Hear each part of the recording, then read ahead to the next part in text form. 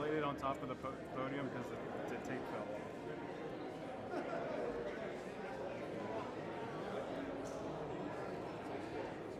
Okay.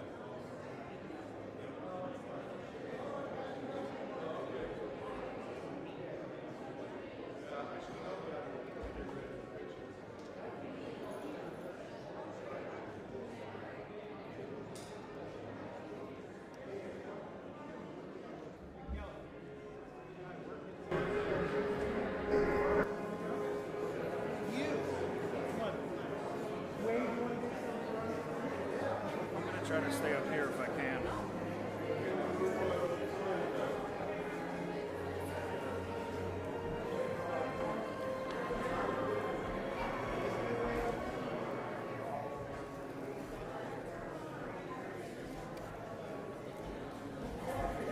Testing, testing.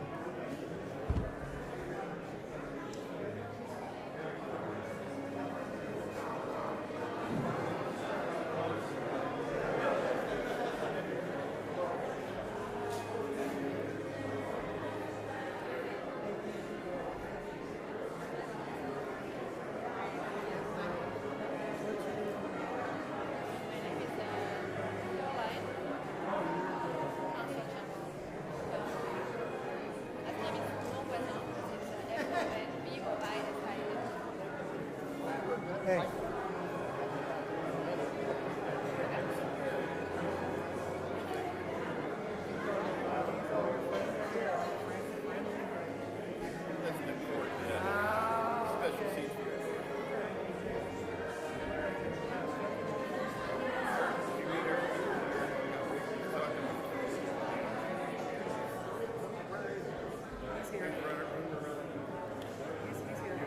They do not know how to work your camera.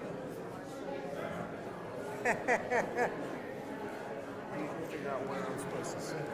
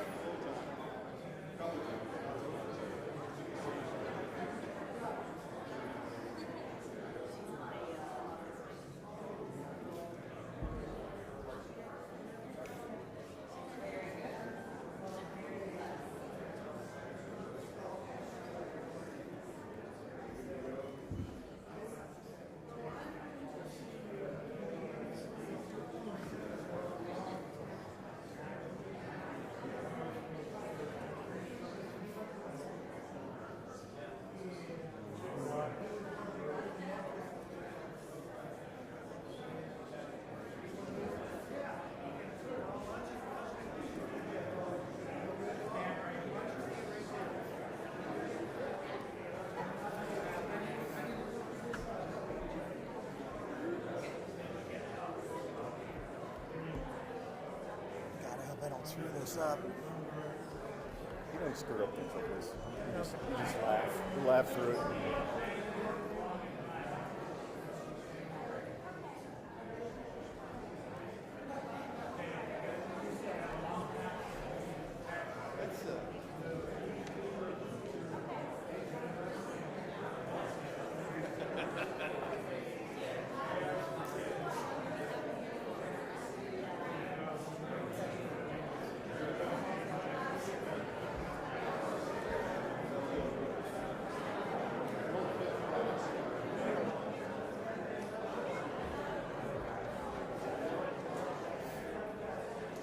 You see when? I'm going to tell you when here in just a second. Ladies and gentlemen. It's on? It's not on. No, that's not it. It's this one. I think it is. Ladies and gentlemen, yeah, it's on.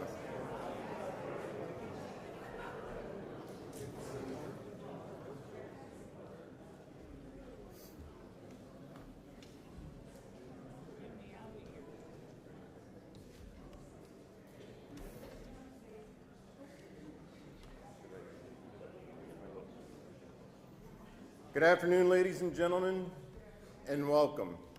My name is Daniel Wallace, and I'm the President Judge here in Mercer County. The Mercer County Courts are truly honored to host this ceremony. This courtroom is an ideal venue for this ceremony because I consider it the Veterans Courtroom. I say this because this courtroom has served as the home of the Mercer County Veterans Treatment Court for the past 9 years. Additionally, 5 of the 6 judges who have presided in this courtroom were veterans of the United States Army. Ironically, the 6th judge to preside in this courtroom, Judge Amrine, was in Normandy this summer for the 80th anniversary celebration of D-Day. He participated in a reenactment of the airborne operations that occurred before D-Day. Of course, ladies and gentlemen, this means he voluntarily jumped out of a perfectly good airplane. In addition to his World War II paratrooper uniform, Judge Amrine wore one of those GoPro cameras on his helmet to prove to us that he made the jump. I was quite relieved when Judge Amrine reported for duty in this courtroom after returning from France. I will now hand this ceremony over to the true master of ceremonies, World War II veteran advocate, Eric Montgomery. Eric?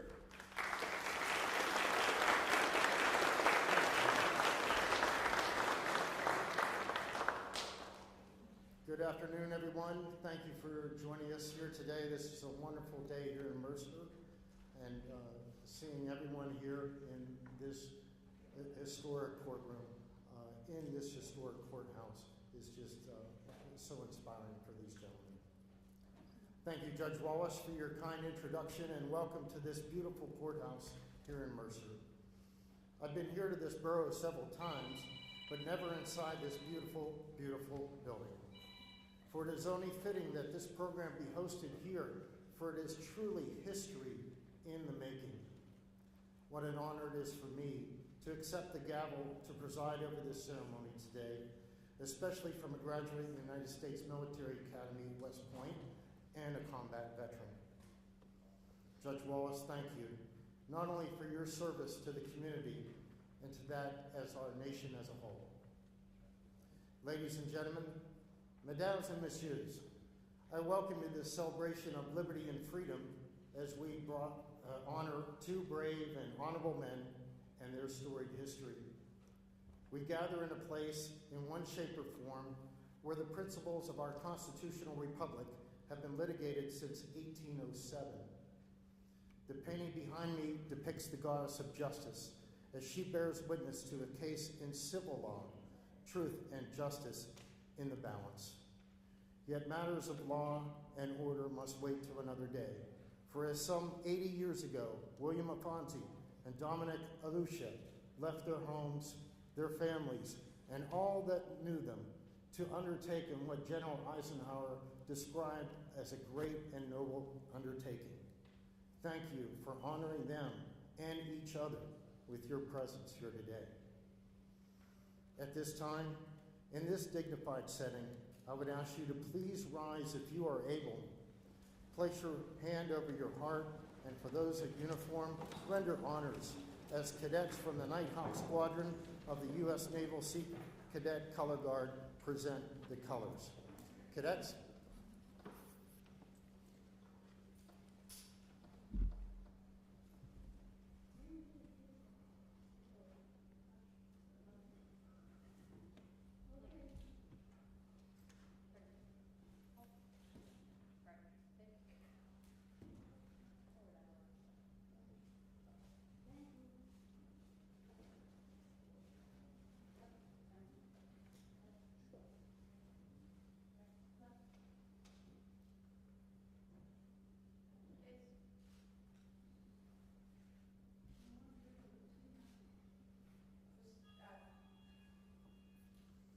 And now, friends, I would ask you if you could stand for just a few more minutes.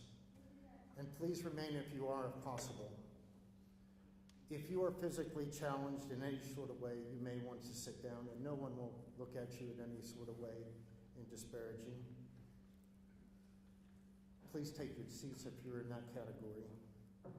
At this time, I'd like to introduce Miss Joni McFarland as she performs the expanded rendition of our national anthem, the Star-Spangled Banner. Mrs. McFarland, the stage is yours.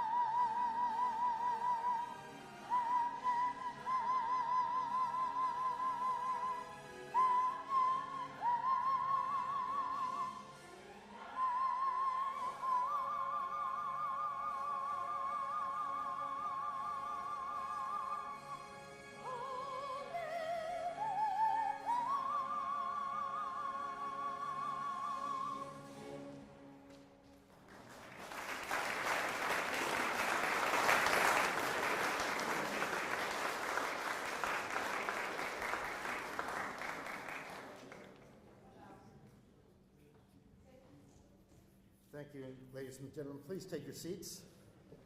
Wow.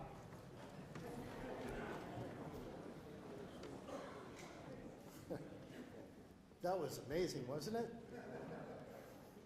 I have never heard that version before until we started planning this program. And as I got to know Joni, we got to talking about World War II and about her father and Sergeant Joseph Dudek. So this rendition of the national anthem was not only important for this pomp and circumstance here, but in remembrance of her father. He was and just I want to give you a little bit of history here.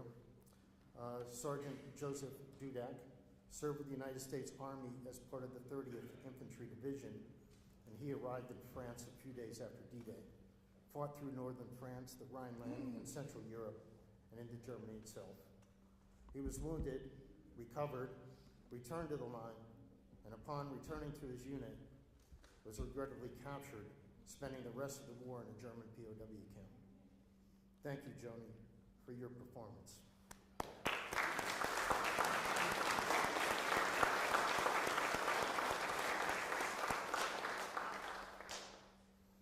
Before we progress a little bit further into our program today, I would like to take a moment to recall the servicemen and women who have served in the cause of liberty and freedom. Many came home from duty at home and abroad with memories and experiences too difficult to forget. Yet sadly, some gave much more. Friends, I ask you to please join me in a moment of silence, remembering those who have given that last full measure towards that righteous cause.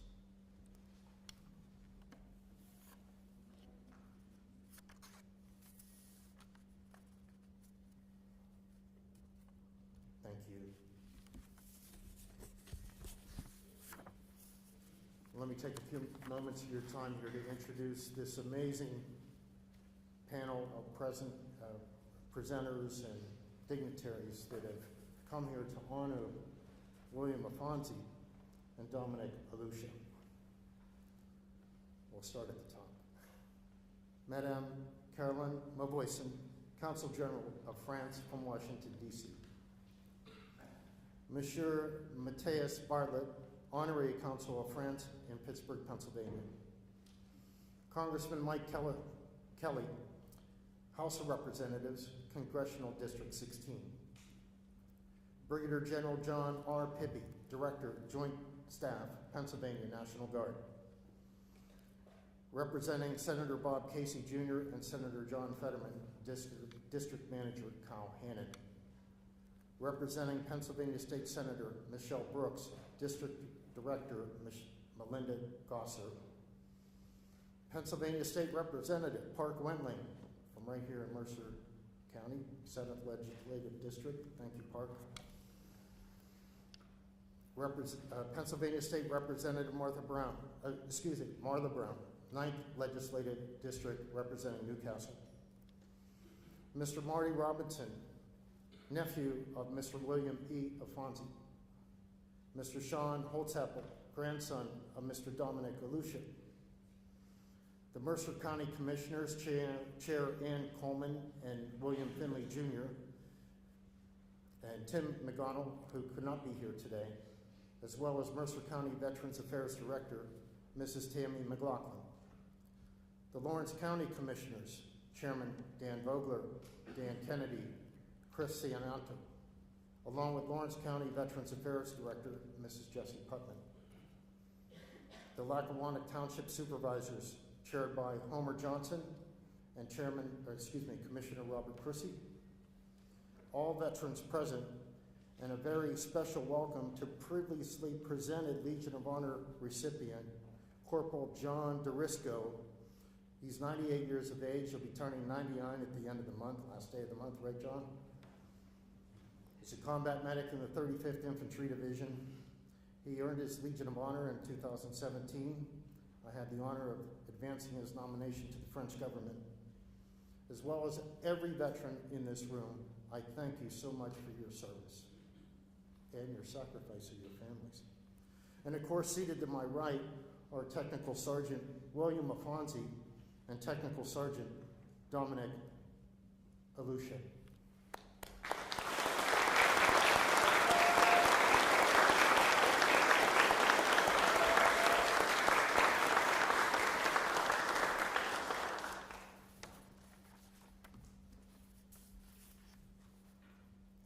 Friends, let me first introduce Marty Robinson to you.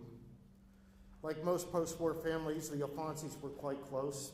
I know my families were at the beginning of the Vietnam War. With cousins spending summers and holidays together, despite the distances which separated them. Sadly, Mr. Alfonsi's older sister, Ira, lost her husband, Marshall, early on in life. And from that moment, Bill Alfonsi became a father figure to Ira's young son, Marty. Marty's dad was no ordinary man. A waist gunner aboard a B-17 flying Fortress in World War II, Staff Sergeant Marshall Dale Robinson served with the 401st Bomb Group from November 1943 until just before D-Day. A recipient of the Silver Star Medal, he flew on 33 combat missions, 6 of which were over the heavily defended capital of Germany itself, Berlin. I'd say Uncle Bill had big shoes to fill.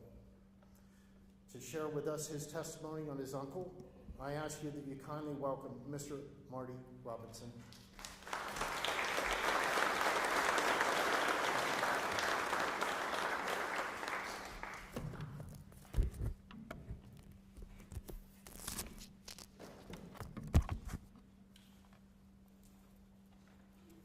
Thank you, Eric.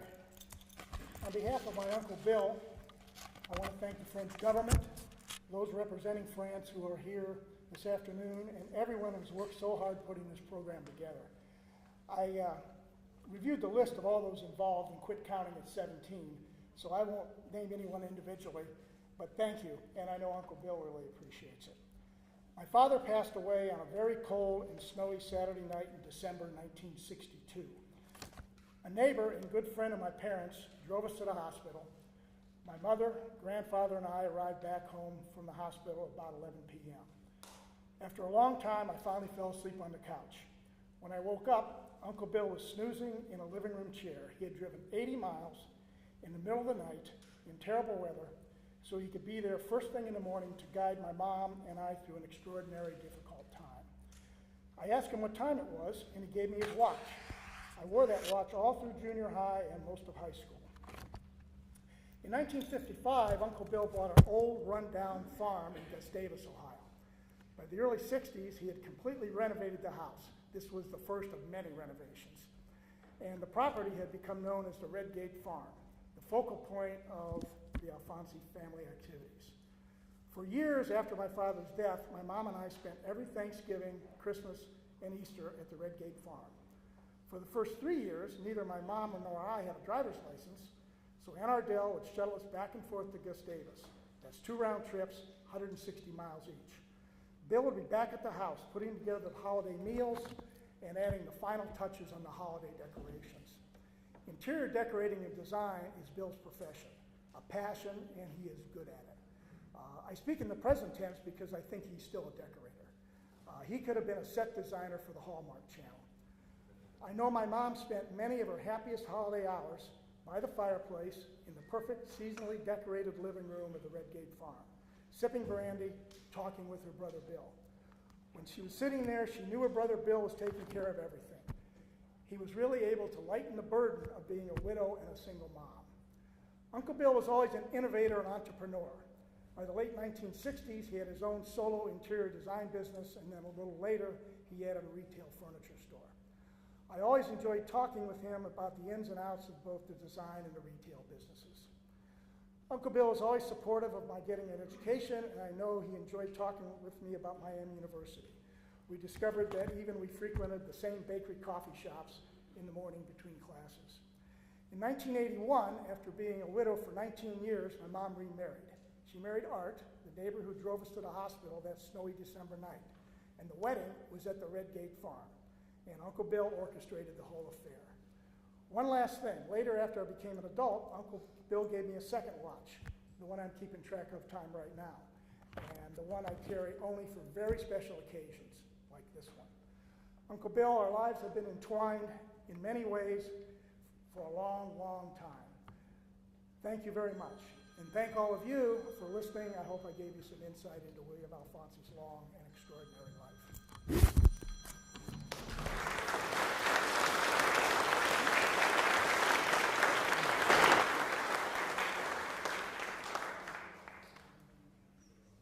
Thank you, Marty. I appreciate that very much. You know, when I first met Bill Alfonsi back in December of last year, when he told me what he did is decorate funeral homes, and I got to thinking about that. And I was like, man, there's a lot of thought that goes into that. And you know, obviously you want to assuage the bereavement of the family, but it's just so very interesting that our chosen paths throughout our lives. So, thank you, Bill. And thank you, Marty. A little over a year ago, I became aware of Dominick Aluisia from a mutual friend in Pittsburgh. And I live in Tennessee, so we are strong. Our tin cans were stretched pretty thin there. Somehow, my friend and Dominick's grandson Sean got into a conversation about veterans, and in no time, that discussion quickly focused upon Sean's grandfather, Dominick. A short time later, I was hot on the trail to reach Sean and contacted him through Facebook to learn more about his grandfather and what he did in World War II. Like most World War II veterans I know, Dominick's humility kept most of his stories locked away, and literally locked away in a footlocker. After snooping around in Grandpa's basement, Sean discovered a unit yearbook tucked away, most likely for decades, in that footlocker. That discovery and Dominick's service within that unit led us here to Mercer today. Until today, I hadn't actually met anyone in the Aluisia family. And today was the first time that I ever got to meet Dominick, so I'm thrilled for that. And we worked together, Sean and I, over the phone to chronicle his history and develop maps and where he went and where he did it and how he did it and how he got there. And that's been my complete joy in building that nomination for Dominick Aluisia. So, Sean, you have known your grandfather your entire life. And I just met him just a half hour ago. So, but I've known so much about him, and God bless him, and God bless you. And please come up here and give some testimony on your grandpa. Thank you, buddy. Thank you, everybody, for joining us on this amazing day, and thank you, everyone that was involved with making this possible. And Eric, thank you most of all. This is just, I don't even know what to say about the things that you do for these guys that deserve this, and it's just amazing. And I was talking to Eric a couple of weeks ago, and he asked if I could get up and maybe just share a few memories of my grandfather over the years. And a few things just come to mind almost instantly. And the first one was the old house where him and my grandmother lived. There was an old garage down over the hill. And I remember I would go down there and deer season would come around. And my family's big hunters. So in that garage, there'd be 6, 8 deer hanging in there, skinned, ready to go. And my grandpa would break me off a front leg and give it to me. Hoof, fur, blood, the whole thing, and I would run around with that thing like he just passed me an Olympic torch or something. I thought that was the coolest thing ever, and my mom would tell me I'm gross, and wait till I fell asleep, and she'd grab it and throw it away, and the next day, Gramps would give me another one. And there was a lot of deer legs to go through. And then the deer sausage making came. He let me crank that grinder. We'd make that sausage, and I remember the casings in the bowl of water. It was kind of gross, but that was always fun. He tried his hand at making wine. I'm sure you guys remember that wine. It was like the kind of wine you had to drink with a fork. Had the consistency of milk and sand and great flavored paint thinner, only it wasn't grape flavored, I guess. But I'll tell you what, he may not have been a great winemaker, but he was a heck of a cook. Him and my grandmother both.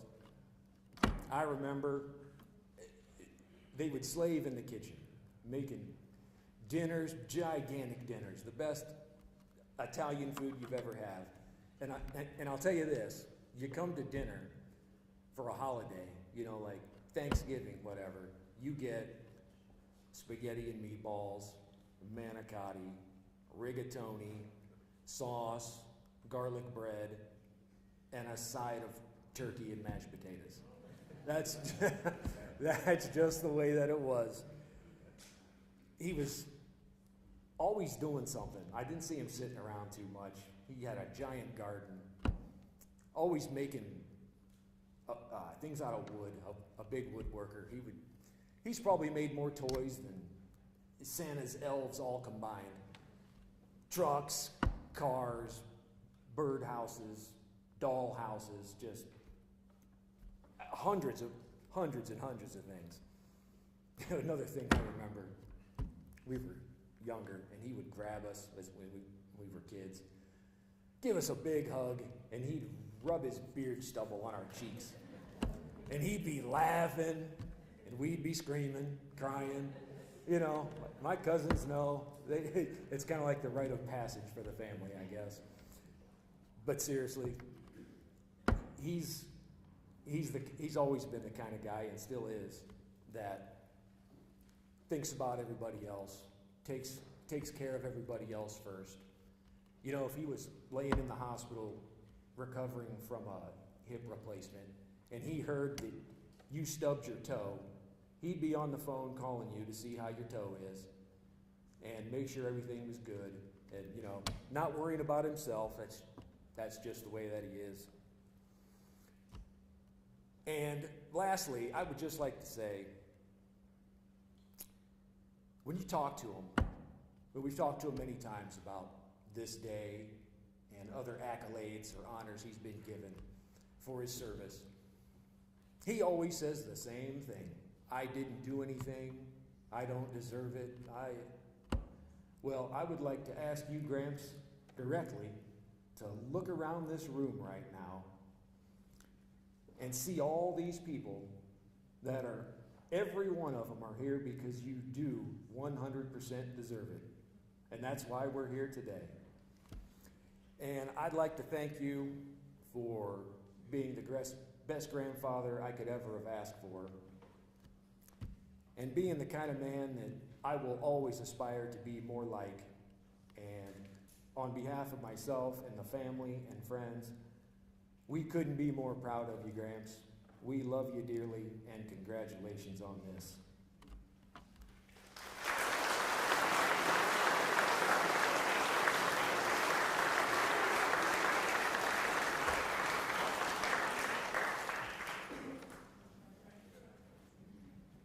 You know, Dominick is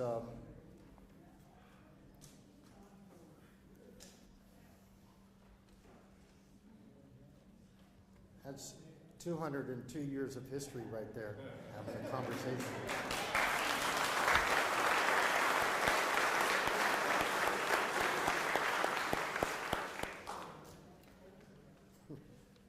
I'm going to have to interrupt you, boys. Sorry. The show must still go on. Thank you, Sean. The general's going to talk next, guys, so you better be quiet.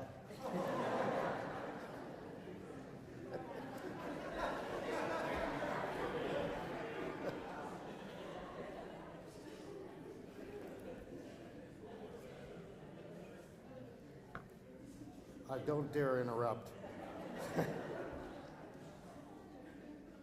Hey, Bill?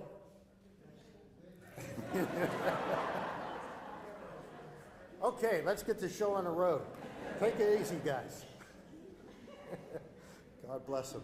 I can only hope that I live that long and have that ability to do that. Brigadier General John Pippy presently serves as Director, Joint Staff, Joint Force Headquarters of the Pennsylvania National Guard. Under his leadership, he oversees the integration of strategic and joint staff issues for over 13,000 soldiers and 4,100 airmen. It's quite a lot you have there. And in that role, he spearheads the efforts to preparing the state for contingency operations in either a federally declared or state-declared emergency. A 1992 United States Military Academy at West Point graduate, in 2004 he was deployed to the Middle East during Operation Iraqi Freedom, and then again in 2016 with a combined joint task force in Operation Inherent Resolve. Brigadier General Pippy's awards and decorations include the Combat Action Badge, the Bronze Star Medal, the Defense Meritorious Service Medal, the Army Engineers Regiment's Bronze Order of the De Fleury Medal, and the latter, the De Fleury Medal, originates back to our American Revolution. Named in tribute to French engineer Francois Louis Trezadé de Fleury, who nearly 250 years ago served with the Continental Army in our fight for independence. Appointed by the Continental Congress as a captain of engineers, de Fleury himself quickly proved himself through courage under fire, earning the praise of our founding fathers. Not limiting himself to service in uniform, Brigadier General Pippy also served in the Pennsylvania General Assembly as a 9-year state senator and 7-year member of the Pennsylvania House of Representatives. How do you fit all this in? I don't know. A remarkable and notable career. Ladies and gentlemen, please welcome Brigadier General John R. Pippy.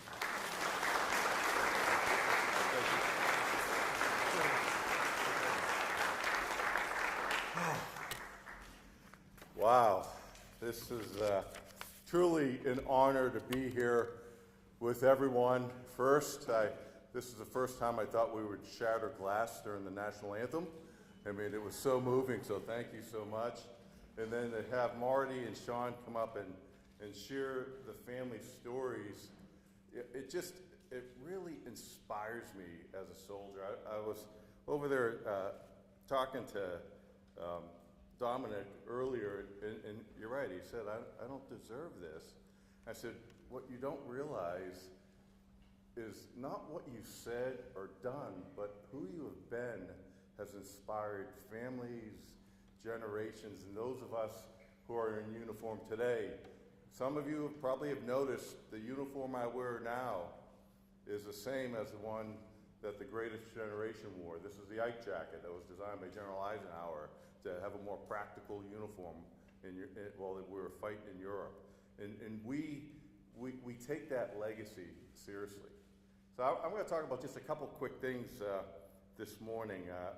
As I listened to these stories and intro and went through the bios, what really kept on resonating with me was the connections that we have with our French brothers and sisters and allies, dating back to Lieutenant Colonel de Fleury, who led a bayonet charge up Stony Point to capture a British stronghold just south of West Point and during the early parts of our Revolutionary War.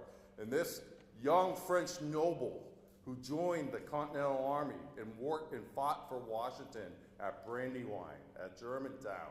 They were there, our French brothers and sisters were there helping us. And then we returned that favor in World War I and World War II. As part of the Pennsylvania National Guard, we're very proud of the oldest serving Army division, the 28th Infantry Division, that fought in Germany, in Europe against Germany, key roles in World War I on the Marne River, as well as other places. And General Pershing identified and named us his Iron Division. And we proudly hold on the red keystone, the bloody bucket is what the Germans would call it, but that Iron Division. And so the men and women wearing that uniform were the ones who were of the greatest generation and inspired us. And in World War II, you may not know, but the 28th Infantry Division was the first American division to pass through Paris, and we have a famous photo in the Arc de Triomphe, and I hope I said that right, famous photo of Pennsylvania Guardsmen. And I was talking to a historian, and I learned something, that the French, who were very appreciative, and the soldiers who are soldiers, we had an issue with the French providing alcohol, so to the soldiers who were on the edges of the formation. And so if you look at the history books, there was a couple soldiers that fell out of that march due to the celebrations with our French host. So those bonds are strong and they're tight, and they mean something. And so to be here today to honor these great gentlemen, it is a way for me to say thank you on behalf of the men and women. And I'll share this with you. I was asked to talk a little bit about duty, honor, and country. And rather than going into a speech about each of those words and what it means to me, I will just leave you with this one thought. When you've worn that uniform, and when you've been a family member of a service member who has been overseas, duty, honor, country aren't just words. They're moments. There are actions. There are lost brothers and sisters. They mean so much. And ceremonies like today are not only important to honor the men who have served and to thank them, but they also are to rekindle those memories, because we can never forget, ladies and gentlemen, we can never forget the service and the sacrifice of those who have gone before us. And know that not only are you inspiring family members, but you're inspiring future members of our military who will be there to defend freedom with our allies wherever it comes from. So God bless all of you, and God bless our United States and our friends in France. Thank you very much.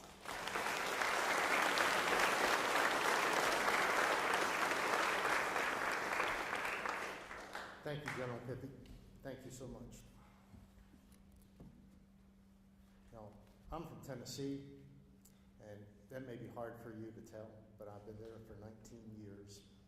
And I'm originally from Keysport, Pennsylvania. So I know us Yinzers here, we really do appreciate our veterans, that's for sure.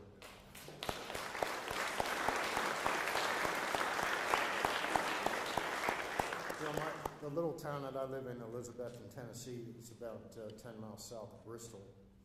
And what drew me to that town was the remarkable reverence and respect that they pay to their veterans. And I've been asked by several of the Legion posts and DAV posts to be part of their honor guards. And to this date, I've done 635 funerals, serving with a variety of different units across Northeast Tennessee. Now, I'm not a veteran, and General Pippy mentioned the Ike jacket, and I'm wearing today the Ike jacket, which was manufactured on June the 8th, 1944, and given to and worn by my Uncle Steve. He was a mechanic in a 422nd. So thank you, General Pippy, and thank you to every veteran again in this room. Born in Pittsburgh and raised in nearby Butler, our next speaker attended the University of Notre Dame on a football and academic scholarship. Following graduation, he returned home to work at an automobile dealership that his father founded nearly 2 decades before. Eager to continue the business that his father began, he took ownership of the Kelly Chevrolet Cadillac dealership in the mid-1990s, and later expanded its operation to include both Hyundai and Kia. Frustrated with a federal government-devised reconstruction plan for General Motors in 2009, which nearly destroyed his family's legacy and the livelihoods of over 100 employees, he decided to run for Congress. Successful in his bid to represent nearly 3/4 million people in 2011, his focus of improving education, combating poverty, and funding cancer research are just a few of his ongoing initiatives. Honored and humbled to represent the values, interests, and concerns of the 16th District, Congressman Kelly models his work within that regard within the House and Ways Committee today. Considered to be a no-nonsense, straight-talk orator, Congressman Kelly has made an impact not only on the citizens of northwestern Pennsylvania and his colleagues in the U.S. House of Representatives, but America as a whole. Ladies and gentlemen, please kindly welcome your Congressman, Mike Kelly.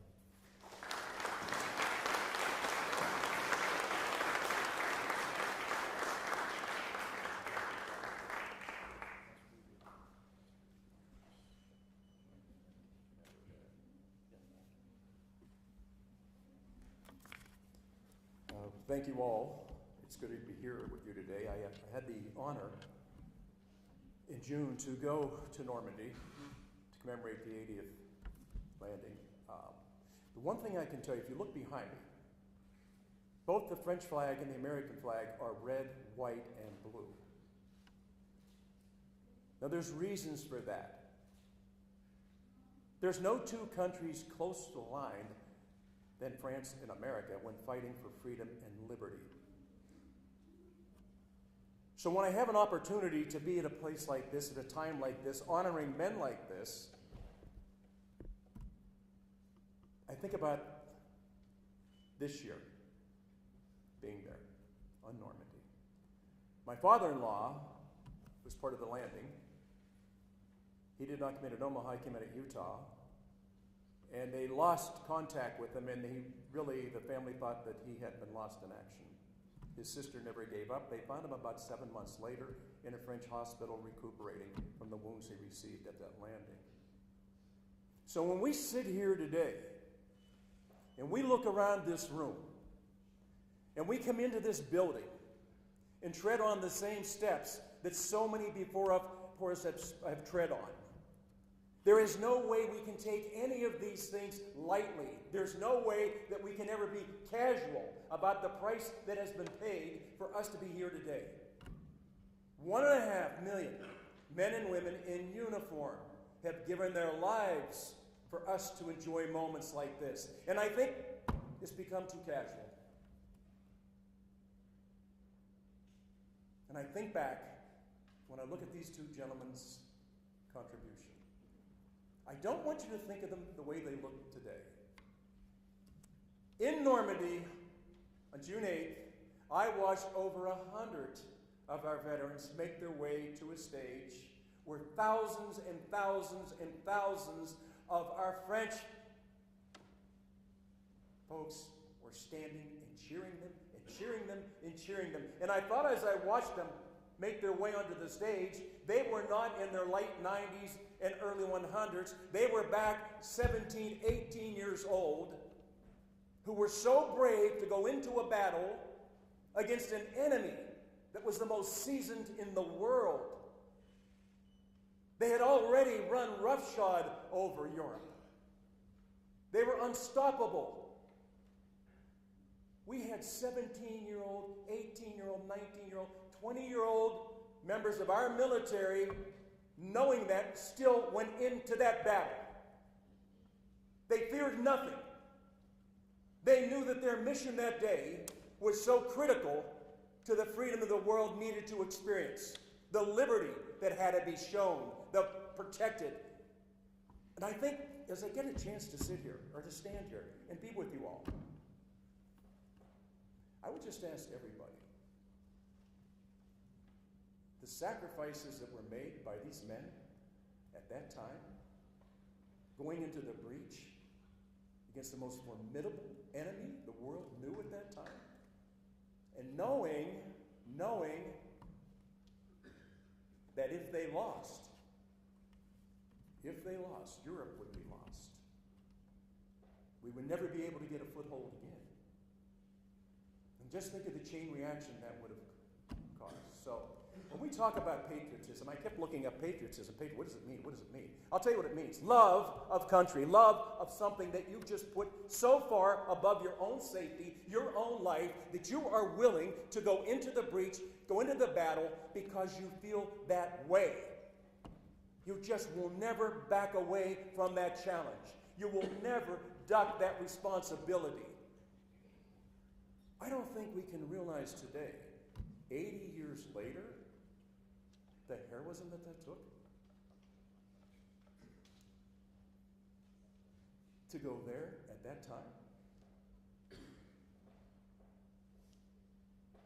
They were 16, 17, 18 years old when they said goodbye to their families, went off to war. They gave their mother a kiss goodbye, maybe gave their sweetheart a kiss goodbye,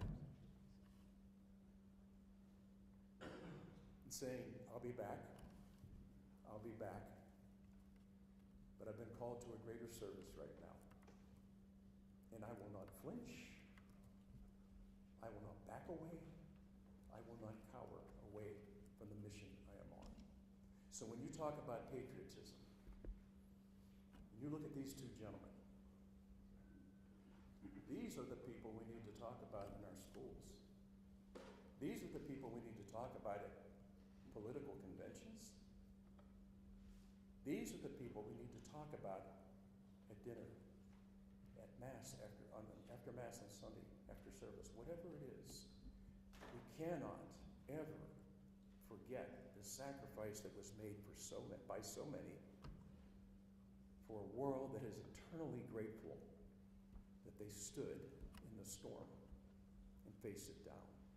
So when I hear about your stories about Grandpa, I think a lot about my dad, what he had gone through, and my father-in-law. When I talked to him about it, I got to tell you, he was also at Normandy, and when I talked to him about it, I said, so, and he's gone now, I said, so Dad, tell me about Normandy. He said, I'd rather not.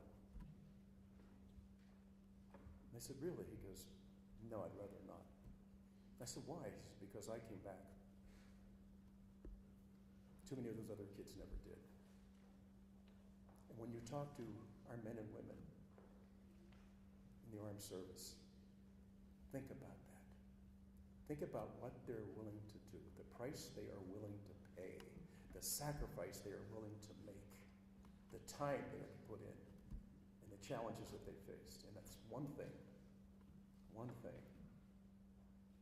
America never backs down.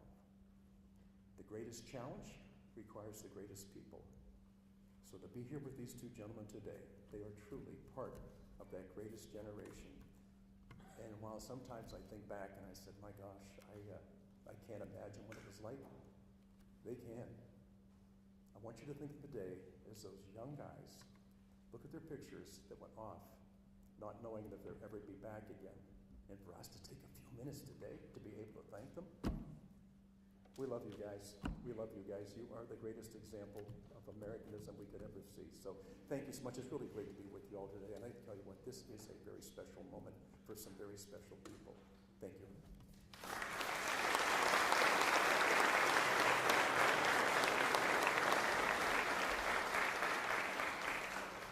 Thank you, Congressman Kelly. What a thrill it really was to be in Normandy for the 80th anniversary. And one of those crosses belongs to my great uncle, Amon Isberg, killed on D-Day, June 6, 1944. This past September, I had the privilege to meet Consul General Monvoisin for the very first time. She was quite new to the embassy staff. In fact, her first official ceremony, much like this one, yes? Was for World War II veteran Edmund Lewis. Sir Lewis's presentation was one of the most difficult ceremonies logistically I'd ever held planned. Delayed by COVID and then again by Hurricane Ian, Sir Lewis not only had one but two formal ceremonies. Looking back now, if it were not for those two delays, we would not have never met until about an hour ago. A native of Fort de France on the French territorial island of Martinique, she was assigned to the consulate last September, and in that role oversees the relationship between France, the United States, with the states of Delaware, Maryland, Pennsylvania, Virginia, the District of Columbia, and West Virginia. An accomplished career diplomat, Consul General Monvoisin entered the French Ministry of Europe and Foreign Affairs in 2005. In her 19 years of service, she began her career in the Department of French Nationals Abroad and the Consular Administration, and then as part of the Department of Strategic Affairs, Security, and Disarmament. She then joined the European Union Directorate as head of the Franco-German mission. From 2016 to 2020, she was the counselor at France's permanent representation of the European Union in Brussels, Belgium, and in charge of France's representation in European institutions. From 2020, she returned to the consular field as a project manager specializing in the implementation of e-voting for consular elections, and in 2021 for legislative elections in 2022. Until her most recent assignment as Consul General in Washington, D.C., she served as a political officer for the director of the Department of French Nationals Abroad and the Consular Administration of France. A graduate of the Rennes Institute of Political Studies as part of her studies abroad, She spent a year in America as an exchange student at the Colorado State University. Mesdames and Messieurs, ladies and gentlemen, it is indeed my privilege to welcome to Western Pennsylvania and the Borough of Mercer, Consul General of France in Washington, D.C., Caroline Monvoisin.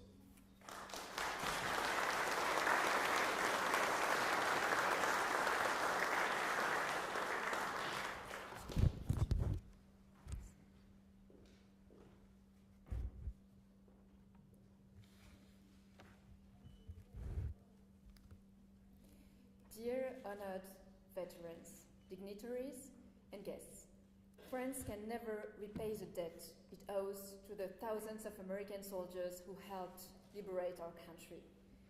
We are a free country today thanks to their sacrifice, your sacrifice. But we can continue to honor them and to honor you in the company of your loved ones. A few weeks ago, we commemorated the 80th anniversary of D-Day. It was a solemn occasion and an important opportunity to reaffirm our enormous gratitude toward the American people and all our allies. And you can be sure that we will never forget. I am well aware that without your sacrifice, I would not be standing here today. It is therefore with a full heart that I congratulate you, Mr. Alfonsi and Mr. Aluisia, on the award you are about to receive in recognition of your service and dedication. We have so much admiration for the bravery you both showed during that dark time in history. Your heroism helped to forever seal the deep friendship that has existed between our two countries for some 250 years. France is proud to be America's oldest ally and the first country to recognize American independence. We must cherish and defend this special relationship because it is in the most difficult times that we recognize our real friends. That was true in Yorktown in October 1781, as it was in Belleauwood in 1918 and on the beaches of Normandy in 1944. Both of you fought on behalf of your country to liberate France and Europe from tyranny and totalitarianism. You are true heroes. You risked your lives to free the people of a country that wasn't your own, and that is why today I am about to bestow upon you the insignia of the Legion of Honor. The order was founded in May 1802 by then First Consul Napoleon Bonaparte to reward exceptional services rendered to France by civilians and military personnel. It has remained the most prestigious French decoration and one of the world's most coveted honors. The French president himself, the order's grandmaster, signs off on each and every nomination. In receiving this award, you joined the ranks of more than 300 American veterans, including President Dwight D. Eisenhower. Mr. Alfonsi, you served as an intelligence gathering specialist, conducting clandestine operations behind enemy lines. Your file, which noted your creativity and skills as an amateur inventor, so impressed General Patton that he invited you to become one of his operatives. You were only 19. You entered the service the following week in December 1942, and after doing your basic training at Camp Trotter, Missouri, you were sent to Fort Monmouth in New Jersey, where in July 1943 you joined the 118th Signal Radio Intelligence Company. You were subsequently sent to Vint Hill Farm Station in Virginia, the U.S. Army's cryptography school for counter-espionage training. On January 18th, 1944, you set sail for Europe aboard the Ocean Mail. You arrived in England at the end of the month and were sent to the combined American and British Intelligence Center and then on to Dartford in Kent, England for additional training on intercepting German radio traffic. In April, the 118th Signal Radio Intelligence Company to which you were assigned became operational. Not long afterward, you boarded a small L-2 Grasshopper airplane in the middle of the night and parachuted into occupied France. Your mission was to scour the region in search of secret German installations. Working with an underground contact, you soon discovered a unit of 1,500 German soldiers equipped with tanks and mortars, neutralizing them with the help of the French resistance and no doubt saving hundreds of lives. That winter, you also discovered some 35 secret installations near the city of Reims. At the end of the war, you were sent to Rosenheim, Germany, to aid in the repatriation of displaced people, and then onto Camp Sims, a displaced persons camp near Luxembourg, where you were part of a group that vetted scientists for relocation to the US. You returned to the United States in November 1945 and received your honorable discharge on December 1st. Throughout the conflict, you acted heroically in unforgiving conditions amid ever-present danger. More than once, you had to rely on your will to survive and on your friend and colleague Walter Phillips, with whom you trained before your deployment and with whom you served throughout the duration of the war. I want to be sure we also remember him. Mr. Alfonsi, you have already received a number of medals in recognition of your actions, your courage, and your exemplary conduct during World War II. The American Campaign Medal, the Army Good Conduct Medal, the European African Middle Eastern Campaign Medal, and the World War II Victory Medal. In awarding you the Legion of Honor in recognition of everything you did for France, I am proud to add another decoration to that list. So now, I will bestow the Legion of Honor upon Mr. Alfonsi.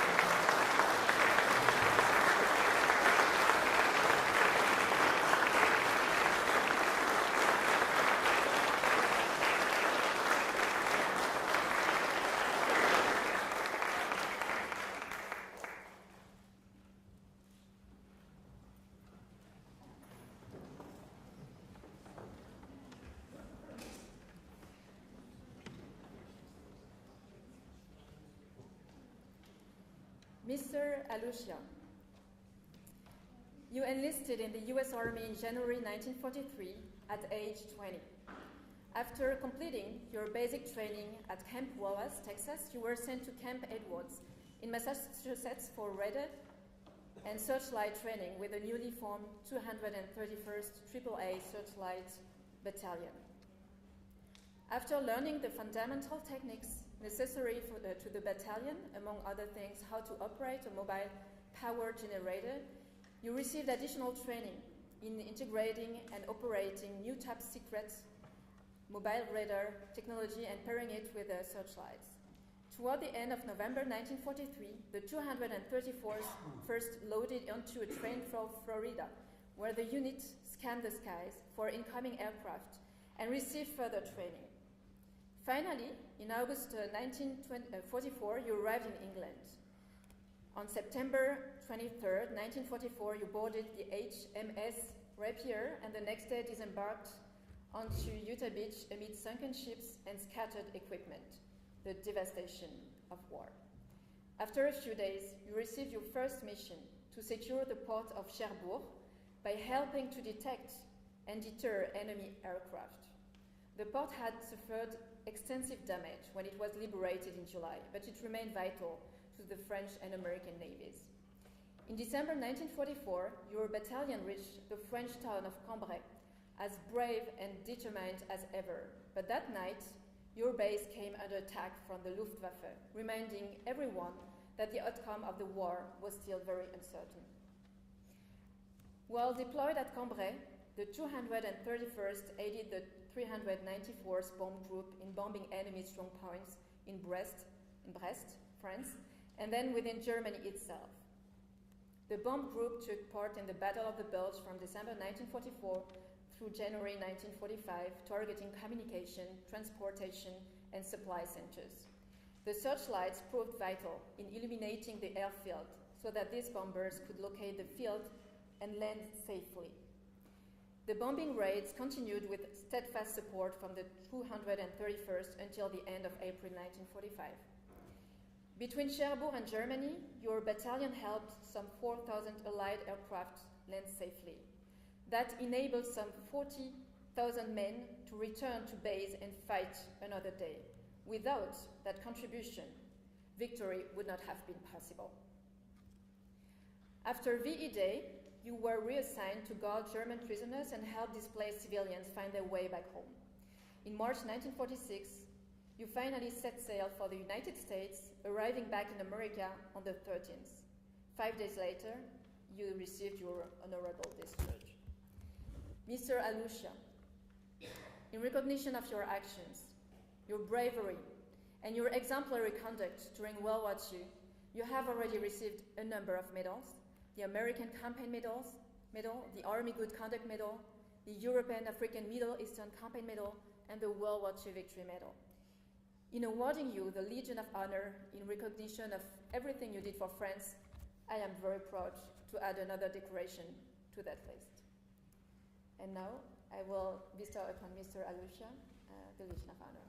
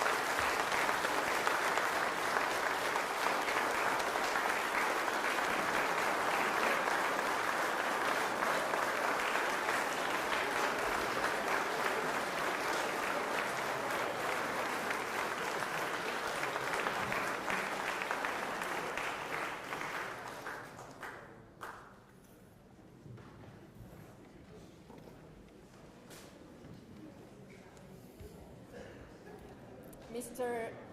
Alfonsi, Mr. Aluisia, it was a privilege to present you with the insignia of the Legion of Honor today. And I would like to take this opportunity to salute and pay tribute to another World War II hero, Mr. John Jurisco, who was awarded the Legion of Honor in 2017. May your actions and your dedication inspire future generations and remind everyone of the friendship between our two countries. Lastly, a final word to thank Eric Montgomery for his tireless efforts in identifying veterans of World War II who have not yet been awarded the Legion of Honor and allowing France to honor them in the most appropriate way. You are doing remarkable work, and we can never thank you enough. Thank you very much. Thank you.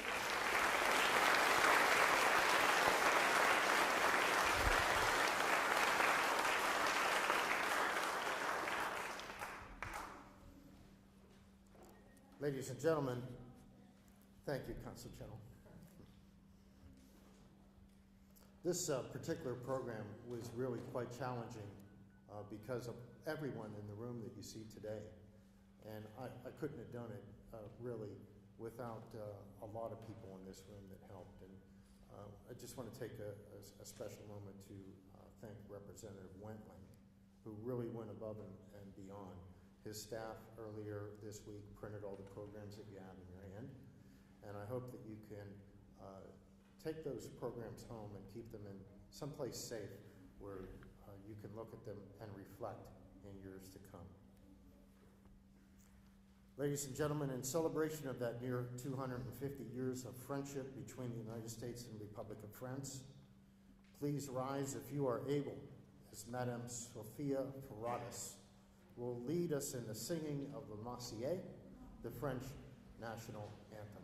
Ms. Ferradas.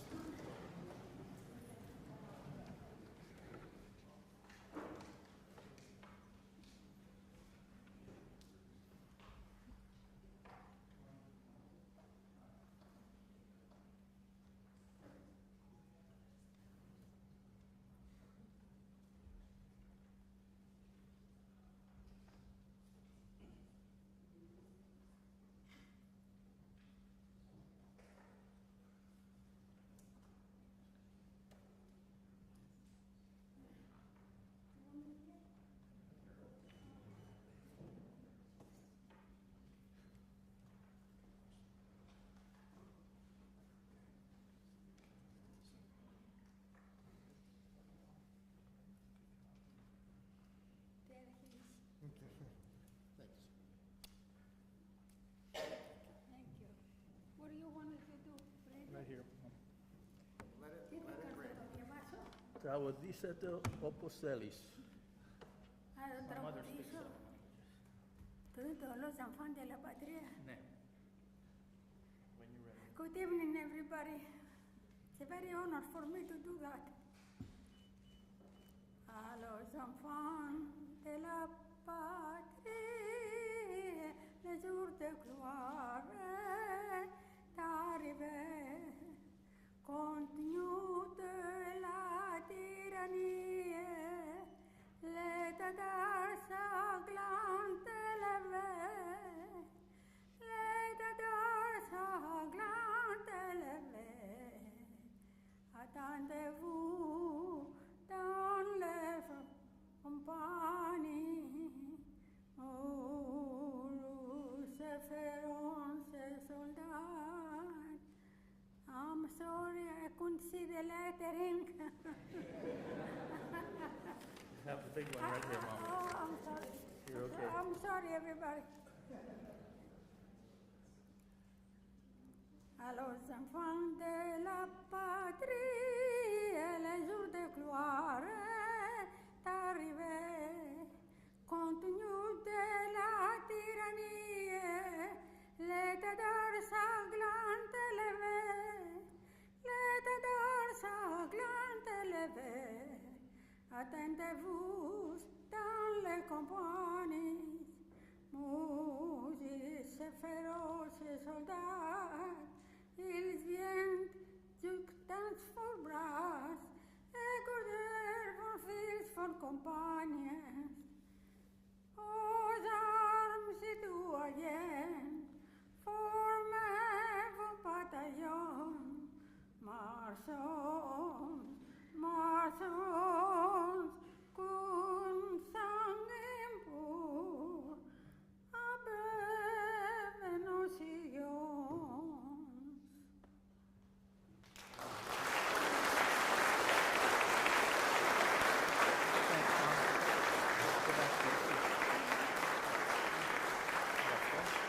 Thank you, everybody. God bless. Thank you. Very big honor. Thank you.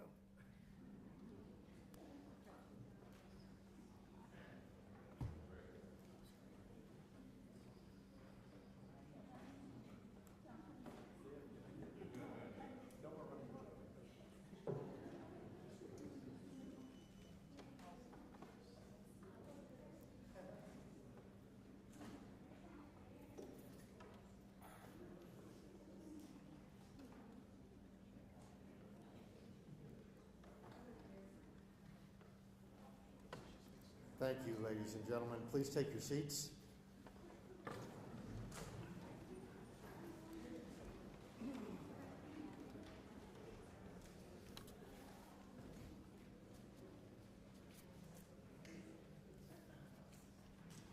I know we're running a little late, but hey, this is a once-in-a-lifetime thing for these guys and for you all here probably as well. Because the opportunities to witness a program like this is very rare indeed.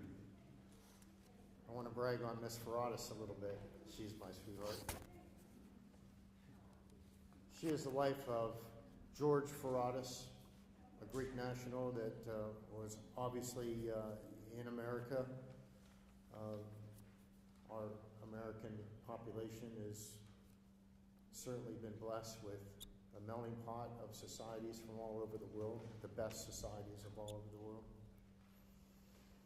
Corporal George Ferratus was working on the communication lines into France from England. And I went to the very spot where those lines were brought ashore just to the west of Cherbourg several years ago. Madame Ferratus was born in Greece, and as a little girl, she played an active part in the Greek resistance, learning French while combating enemy occupation. Her husband, George, earned his and was presented his Legion of Honor in 2018. So let's hear it for George.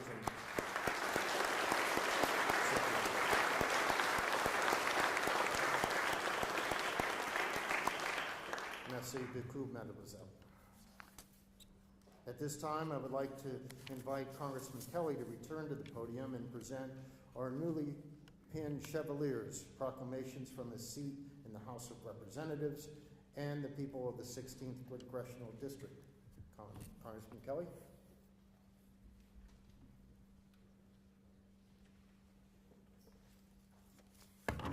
You're all hanging in there pretty well, you know it. Yeah. Well, one of the good things when you get to serve in office is you can take time out of your life and recognize the life of others and how significant they've been for our country. This is Congressional Commendation, Technical Sergeant Dominick Aluisia. On behalf of the United States House of Representatives, it is my profound privilege to present this Congressional Commendation to Technical Sergeant Dominick Aluisia of Newcastle, Pennsylvania, a valiant veteran of Battery A, the 231st Searchlight Battalion, United States Army. Technical Sergeant Aluisia entered the service on January 18, 1943, and served with distinction throughout World War II. As a power generation specialist, his duties were critical to the battalion's mission, which relied on mobile generators to provide reliable electric power to the unit's searchlights and radar equipment. Without his expertise, the illumination and tracking of aircraft, essential for the protection of the Allied forces, would not have been possible.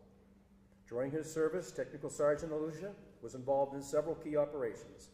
In October of 1944, his unit moved to the port of Cherbourg, providing a protective umbrella over the city by using searchlights and radar to track aircraft and naval contacts. Later, during the Battle of the Bulge, the 231st Searchlight Battalion supported flight operations of the 394th Bomb Group at Cambrai and Nergien airfield, ensuring the safe return of bombers and crews under adverse weather conditions. His unit's efforts were vital in aiding approximately 4,000 Allied aircraft in returning safely to airfields across Europe. In recognition of his service, Technical Sergeant Aluisia was awarded the Army Good Conduct Medal, the American Campaign Medal, the European African Middle Eastern Campaign Medal, with one campaign star for Northern France, and the World War II Victory Medal. After the war, he was reassigned to help guard prisoners of war and assist in the repatriation of displaced civilians from all across Europe. Technical Sergeant Aluisia was honorably discharged on March 18, 1946, after having made significant contributions to the success of Allied operations and the post-war recovery efforts. In recognition for his exemplary service, Technical Sergeant Aluisia has been rightfully awarded the prestigious French Legion, Medal of Honor. The United States Congress proudly honors Technical Sergeant Dominick Aluisia for his outstanding contributions to our nation and for his enduring legacy as a protector of liberty. Sergeant, I could not be more honored to be with you today, and presenting this commendation to you. Is somebody from the family? I'll present. Sergeant, you have the other. Okay. Thank you. Thank you. We're very blessed. We're very blessed.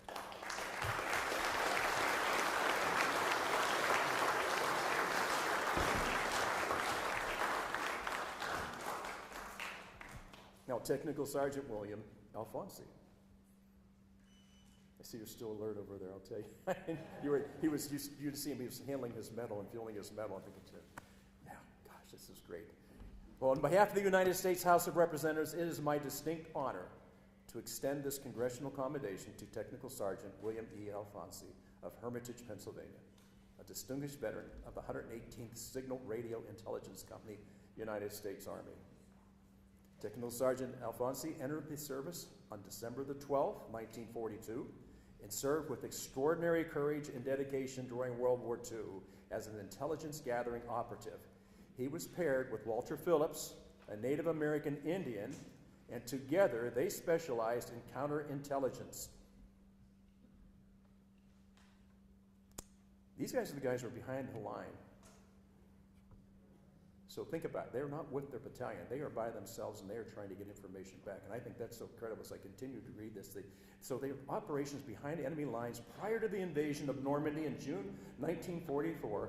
Technical Sergeant Alfonsi and his partner parachuted into occupied France, where they joined forces with the French resistance. Blending into the countryside, they reported enemy positions and troop concentrations back to the Allied command, playing a crucial role in the success of the invasion. Their efforts, including the destruction of an enemy garrison poised to counterattack the Allies, are a testament to their bravery and the perseverance of the Allied effort against tyranny. For his valor and dedication, Technical Sergeant Alfonsi was awarded numerous commendations, including the American Campaign Medal, Army Good Conduct Medal, European, African, Middle Eastern Campaign Medal with 5 bronze campaign stars for Normandy, Northern France, Rhineland, Ardennes, and Central Europe, and the World War II Victory Medal. Following the war, Sergeant Alfonsi continued his service by aiding in the repatriation of former enemy soldiers and displaced persons in Rosenheim, Germany. He also contributed to the vetting of scientists for relocation to the United States at Camp Sims near Luxembourg. Technical Sergeant Alfonsi was honorably discharged on December the 1st, 1945, having rendered distinguished service to both his country and the cause of freedom. In recognition of this exemplary service, Technical Sergeant Alfonsi has been rightfully awarded the prestigious National Order of the French Legion of Honor. The United States Congress proudly honors Technical Sergeant Alfonsi for his outstanding contributions to our Navy and for his enduring legacy as a protector of liberty. Truly an incredible man.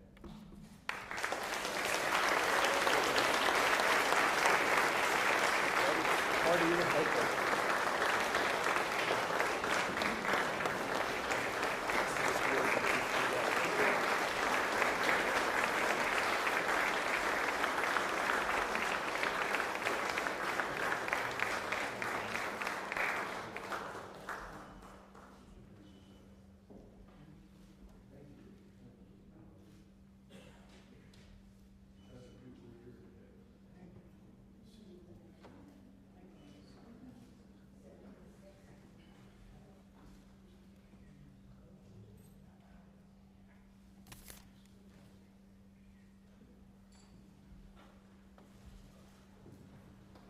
Thank you, Congressman Kelly.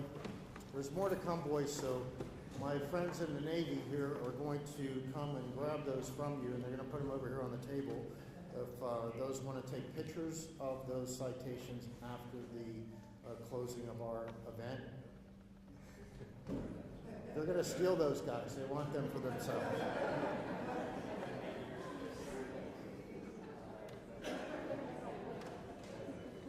There's more to come.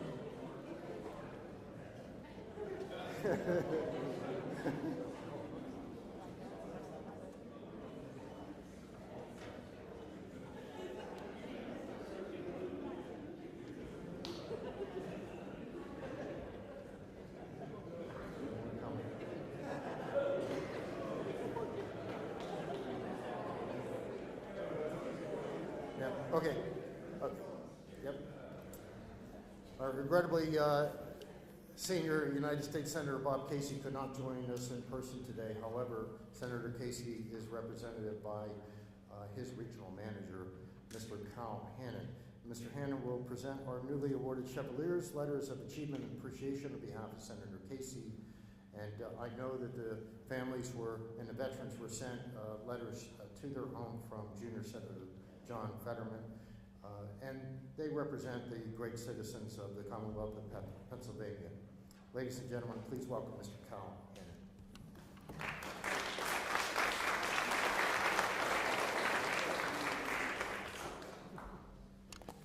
Good afternoon, everyone. Thank you for inviting me to this very prestigious celebration. I'm honored to be here and represent U.S. Senator Casey. I'll just briefly read the text of both of the Senate commendations and try to combine them for our honored attendees. Honored gentlemen, it gives me great pleasure to join with your family and friends in congratulating you as you're presented with the Legion of Honor by the government of the French Republic. Mr. Alfonsi, this is a wonderful recognition of your valiant service in the United States Army as part of the 118th Signal Radio Intelligence Company during World War II as an intelligence gathering specialist. Mr. Aluisia, this is also a commendation of your valiant service in the United States Army as part of the 231st AAA Searchlight Battalion during World War II as a portable power plant operator. Honored gentlemen, it is an honor to extend my warmest congratulations as you receive this medal marking your contributions to ensuring France's freedom. Please accept my sincere gratitude for your service, and I hope you take great pride in all of the work that you performed on behalf of the defense of our country. Sincerely, Bob Casey, Jr., United States Senator. Thank you.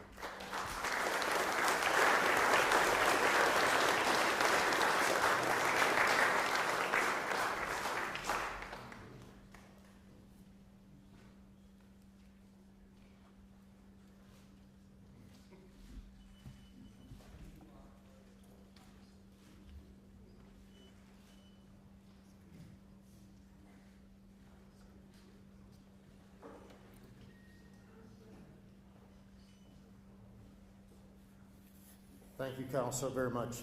Appreciate that. So from the federal level, we moved down to the state level.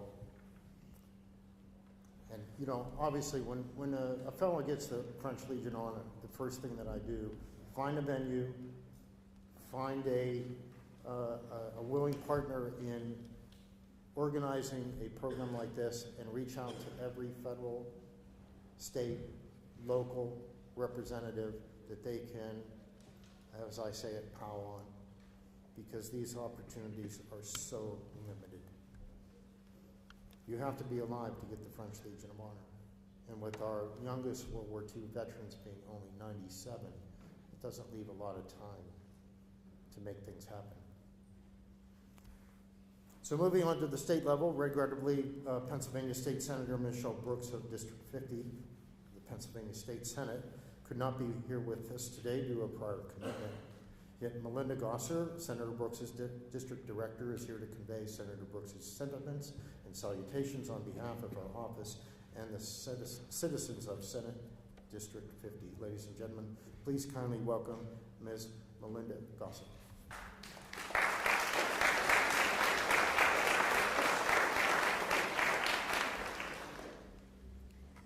Good afternoon, and thank you for inviting me. It is my privilege to be here on behalf of Senator Michelle Brooks and the Senate of the Commonwealth of Pennsylvania to say thank you to these gentlemen for serving our country with honor and distinction. And I would like to present these Senate citations prepared especially for them with heartfelt gratitude and appreciation for this well-deserving honor. Thank you. Thank you for your service.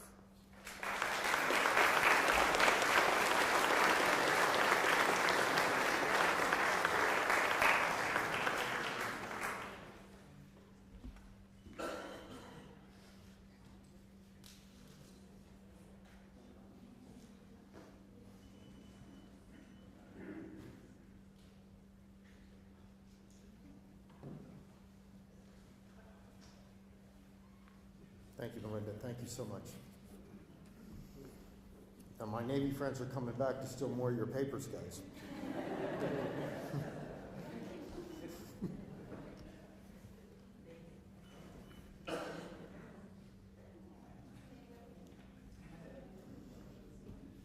Okay, moving on.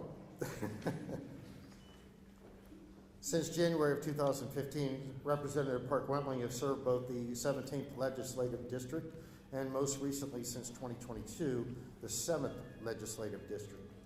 The district contains a portion of citizens from Mercer County, encompasses the cities of Greenville, Hermitage, Sharon, southern portions of Jamestown, and those in Lackawanna Township, home of Chevalier Alfonsi. On a personal note, as I mentioned previously, it was through Park's contact with me and told me about Bill. Park knows that I do a Pearl Harbor ceremony every year on December 7th down in Pittsburgh. And he says, "Where are you?" I said, "You know where I'm at, I'm on my way." He says, "I got a friend that I want you to meet, Bill Alfonsi." And so a day or two later, I was up here in Hermitage to interview Bill. We had a nice conversation for about an hour and a half. We got to know each other, so it was a real thrill for me to be part of Bill's ceremony today and help him with his submission to the French government. So without any further ado, please, ladies and gentlemen, please welcome your state senator from this area, or excuse me, state representative, sorry, I didn't mean to promote you.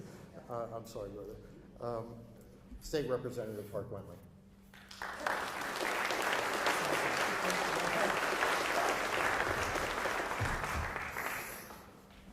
So like you, I'm humbled to be here today to witness these incredible men receive their distinguished award for their courage and service. Without the bravery of these men and the tens of millions of Allied forces fighting for our freedom in World War II, we'd be living in a very different world today. If not for their sacrifice, who knows when the Axis powers would have stopped its advance. But thanks to their unparalleled bravery 8 decades ago, freedom won. And these men left their homes, their countries, and even their continents to stand up for what is right. It took an unimaginable amount of courage to serve during World War II in any capacity. But what these two men did went above and beyond the standard call of duty. Because Technical Sergeant Alfonsi resides in the legislative district that I have the privilege of serving, I was honored to be with him on his last 2 birthdays. I called my friend Eric Montgomery, as he had said, to inform him of Mr. Alfonsi's service in liberating France. With Eric's help, Mr. Alfonsi qualified for the French Legion of Honor. In near record time, President Macron approved his application and signed the forms May 7th of this year, which happened to be the 79th anniversary of the start of the surrender documents being signed, which would officially end World War II in Europe. The U.S. already knows that this 100-year-old man from Mercer County, and one of our own, is a hero. Now the people of France will know just how much Technical Sergeant William Alfonsi did to help win back their freedom. Congratulations for this distinguished award. I can think of no one more certain. So as a commissioner for the Pennsylvania Historical Museums Commission and a committee member for the America 250 PA, I must mention the historical significance of having a representative, or representatives, plural, from France here today.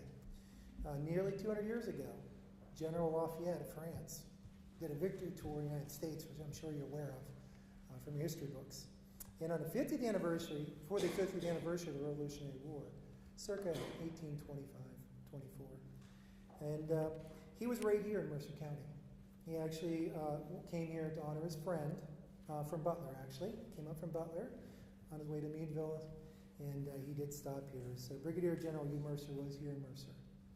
And he was killed in the Revolutionary War, and it's said that he wanted to come here to honor his good friend Hugh Mercer, General Hugh Mercer from the Revolutionary War. So I do want to thank President Judge Dan Wallace, Judge Amaran, and your staff here at the Mercer County and the Mercer County Commissioners for hosting us, in this beautiful space today. Thank you, General Pippi, for accepting my invitation to be here with us today. He also visited the Shenango Valley for the Vietnam Moving Wall, if you remember that coming through the Shenango Valley just maybe 2 years ago. We also dedicated the PA Medal of Honor Highway in Erie. Legislation I did to dedicate that across all of Erie County. So thank you. And I did come to find when he came to visit, we share a common mentor, and that's Senator Bob Robbins, and Senator Robbins is here with us today too. So thank you for your service too, Senator Robbins. Thank you to Congressman Kelly for being a part of today, for continued support for our country and all those you represent. And finally, or almost finally, thanks to Eric Montgomery for working with the French government and our office and all of your efforts to honor and all the work you did behind the scenes to make this happen today. And finally, thanks to the French Consul General for being here and coming all the way up from Washington, D.C., and all the work that you do. And at the end of the day, thank you to all the veterans that are here, being honored, the veterans that are among us, and God bless America.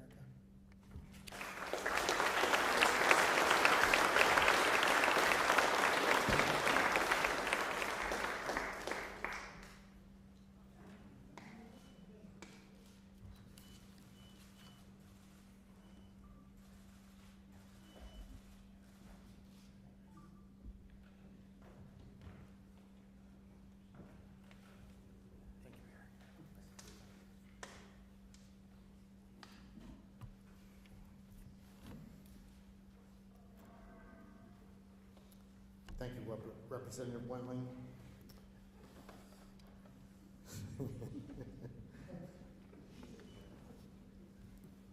I know Bill gets a real kick out of the youth of America, and these two young cadets here. Thank you so much for your pending service to our great United States and to the freedom and liberty across the world. Thank you.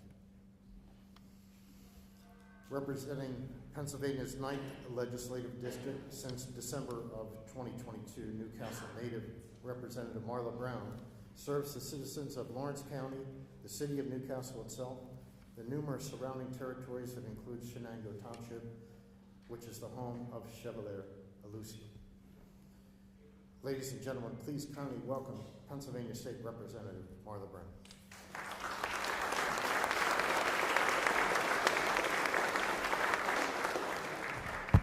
So much. So Mr. Aluisia, who is about the same age as my grandfather would have been, who also served in World War II. He was born on the east side of Newcastle, an area that I'm privileged to represent today. So I thought it would be interesting to understand a little bit of what was going on in that area when he was born.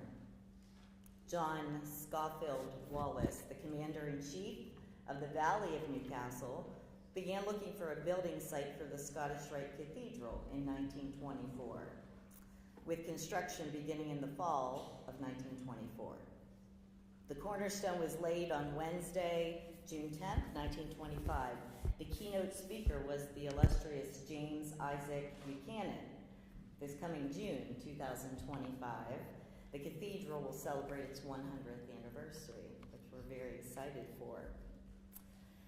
Charles Young and other leading citizens formed the Lawrence County Historical Society in 1938 to preserve the area's rich local heritage, and they were so helpful in getting me some of these facts, so I thought I'd mention that as well. Around the same time, the first ship lost in World War II, the USS Reuben James, was torpedoed near Iceland by a German submarine U-boat, the U-552. In March 1941, the USS Reuben James became part of a force to escort convoys sailing to Great Britain. This force escorted convoys as far as Iceland, after which the convoys became the responsibility of British escorts.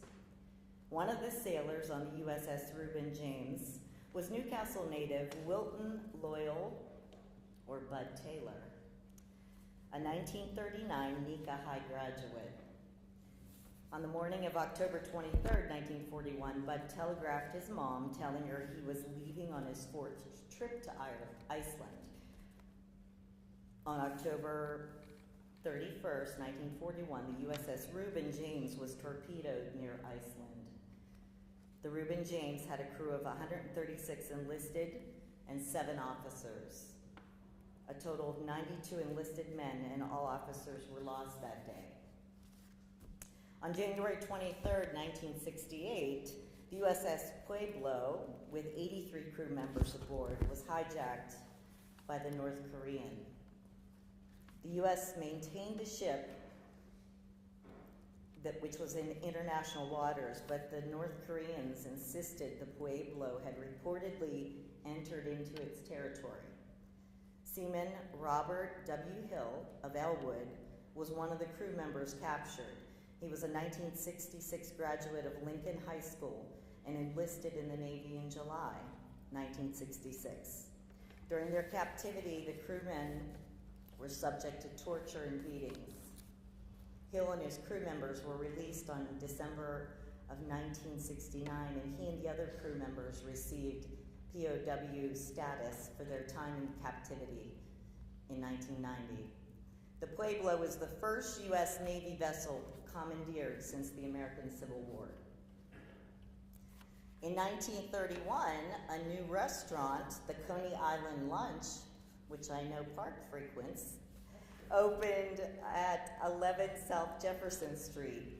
It was renamed the Post Office Lunch in 1933. Newcastle is known for many things, but one of the things we're most proud of is that we are the fireworks capital of America. This title is a direct result of an influx of Italian immigrants that came into Newcastle and settled around the 20th century. The first was Leopold Fazzoni, who came to work in the tin mills, but later established his own fireworks business and was issued the first certificate of fireworks manufacturing in the Commonwealth.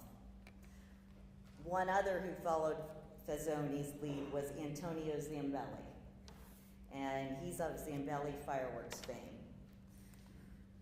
So also included in the group was Constantino Vitel, who eventually formed Pyrotechnico in 1994.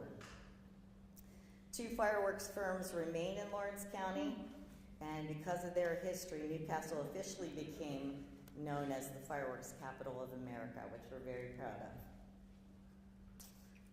The most recent Lawrence County native to attain the rank of Brigadier General is also the county's first woman to do so, Marilyn Chiafulo, who was born and raised in Newcastle.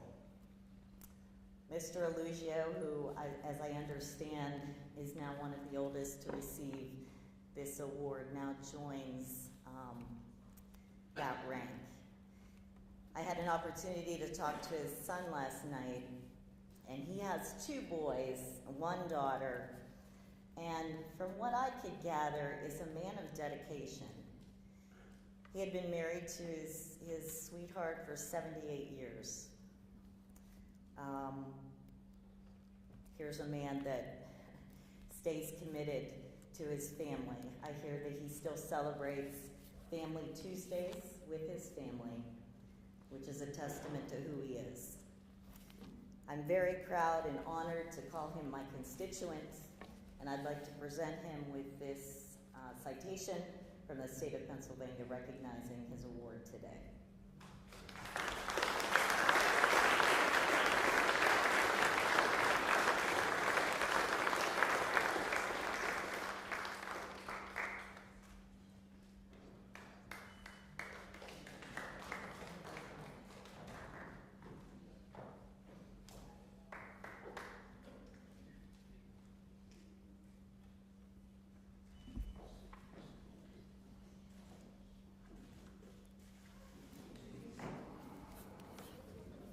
Thank you, Representative Rome. At this time, I'd like to invite Brigadier General Pippi to return to the podium and present, on behalf of the Governor of the State of Pennsylvania and the citizens of the Commonwealth of Pennsylvania, letters of recognition celebrating our newly awarded chevaliers. General Pickett. Good afternoon, everyone. It is truly a privilege to be here on behalf of the Governor, Governor Shapiro. What a lot of people don't realize is each state is different in how they manage their veterans and their military forces. In Pennsylvania, that connection between our veterans, their legacy, and those who serve today is very strong. So the Adjutant General, Major General Mark Schindler, on behalf of the Governor, manages not only the 17,000 service members, or leads the 17,000 service members, but we also have over 3,000 civilians that serve our 700,000 veterans we have in Pennsylvania through our 6 veterans homes and our county services in every county. So we're very proud. On behalf of the Governor, our Commonwealth is forever indebted to our service members for their selfless contributions to the people of this great nation.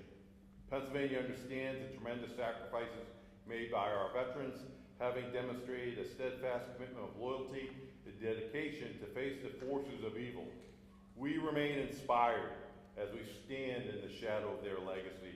By answering the call, our veterans linked in their common cause and exemplified by action, and their common cause and exemplified by their actions have allowed us the ability to enjoy and practice our rights and explore our opportunities every day as free people in a free nation. He commends Technical Sergeant Alfonsi and Technical Sergeant Aluisia for their bravery and devotion to this nation and to our Commonwealth, and may their great honor stand as true testament to their character.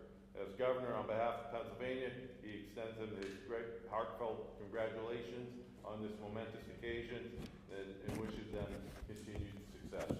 Congratulations, gentlemen.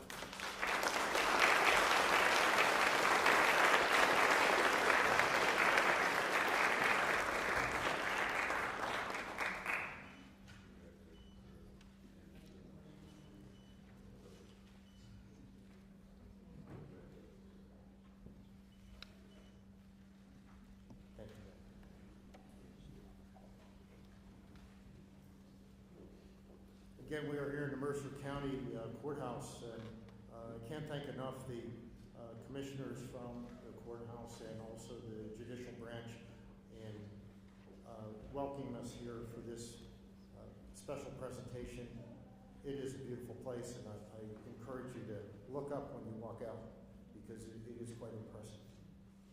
At 101 years of age, Sir Alfonsi is one of the oldest citizens of Mercer County, and although he has only lived in this county for a short time, nevertheless has earned the respect and admiration of the Mercer County Commissioners and one of the county's most cherished veterans, that of the Office of the Mercer County Veterans Affairs. Ladies and gentlemen, please kindly welcome Mercer County Commissioners, led by Chairperson Ann Coleman and Commissioner William Finley, accompanied by Veterans Affairs Director Mrs. Tammy McLaughlin.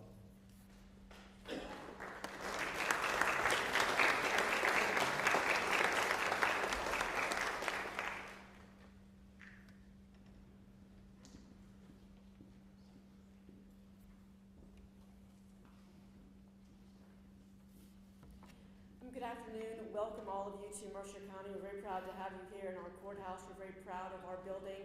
We're very proud also of our veterans. And it's nice to see everyone here today honoring these gentlemen who are very worthy of these honors. Since we all are very familiar with the citations, I will not read ours, but on behalf of the Mercer County Commissioners and all of our residents, we congratulate both of you for all of your service and thank you for making this possible for all of us to be here today and protecting our freedoms and our liberty.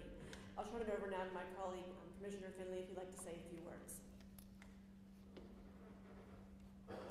I thank everyone for attending today. This is a very special moment.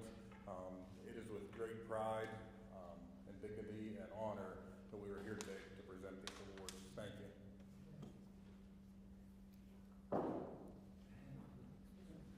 Hi everybody, I'm Tammy McLaughlin. I'm the Director of Mercer County Veterans Affairs. This was very short notice, so I apologize. And Mr. Alfonsi is one of our veterans. We work very closely with him, and we just love him to death. We talk to him a lot on the phone. We try to help him as best we can. In Mercer County, in our office, we represent we have about 8,000 veterans in Mercer County, is where I'm trying to go with that. And we feel a lot of times those 8,000 veterans, they walk through our office, and it's our job to assist every single one of them the best way we can. It's a lot of work. We have 3 staff members in our office, and we, working with all of our veterans. It's truly, for me, as a Gold Star spouse, it's a privilege and an honor to be able to give back to our veterans. And I just want to thank Mr. Alfonsi for being one of our veterans in Mercer County. Mr. Aluisia, too. I got to hear both of them speak, and they have a lot of great stories to tell. If you ever have a chance to talk with them, please do, because it's quite a privilege to hear what they have to say and what they did for our country. So I want to thank everyone again for being here. Eric, thank you for planning this, and congratulations, Mr. Alfonsi and Mr. Aluisia.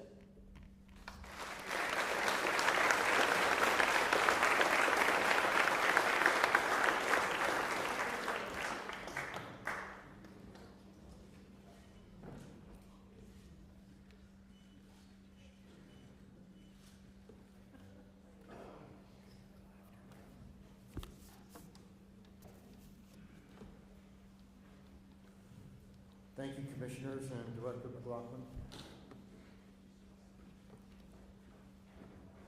Now, definitely the oldest guy in the room, there's no doubt about it. We're almost finished. I know we've been here a long time, and I want to thank you for your patience. The oldest man in the room by about a month is Dominick.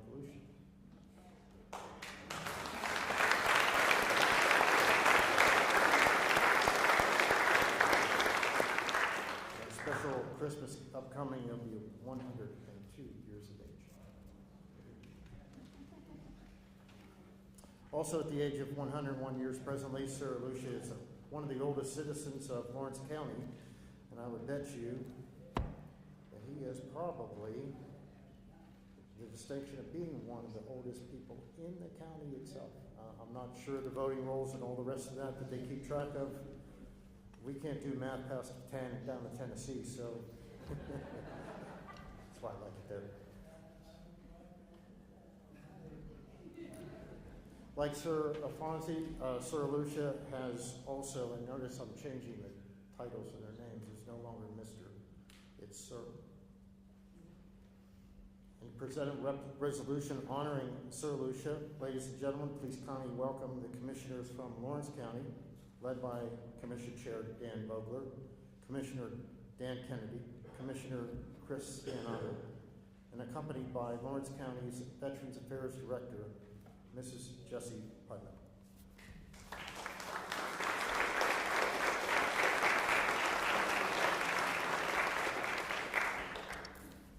Thank you. It's an honor to be here today. I'm Commissioner Chris Spianato. My colleagues, Commissioner Dan Kennedy and Commissioner Vogler, weren't able to be here, so I'm here on behalf of them, as well as myself and Jesse, our Veterans Director. Dominick, it's been an honor to know you. I had the privilege in my prior career to chair the House Veteran Affairs Emergency Preparedness Committee for 12 years. As General Pippy and I go back to our time in the legislature. It's great seeing you today, General. But Dominick, I had a chance to honor you back in 2006 when we honored the World War II vets in Lawrence County. And 18 years later, we're honoring you again for this great honor. And it is so good to be here, and it's so good to see you here. And thank you for your service. And this great veteran from Hermitage, Parks constituent, it's an honor to be here too, sir. Over 200 years of honor and dedication to this great country. So I thank both of you for your service. Thank you for everything you've done to our country, because it's people like you give us, as elected officials, the opportunity to be here in a free country, as Congressman Kelly alluded to earlier. We're free because of people like you, the men and women who made those ultimate sacrifices. So I thank you for your service. I'm not going to read this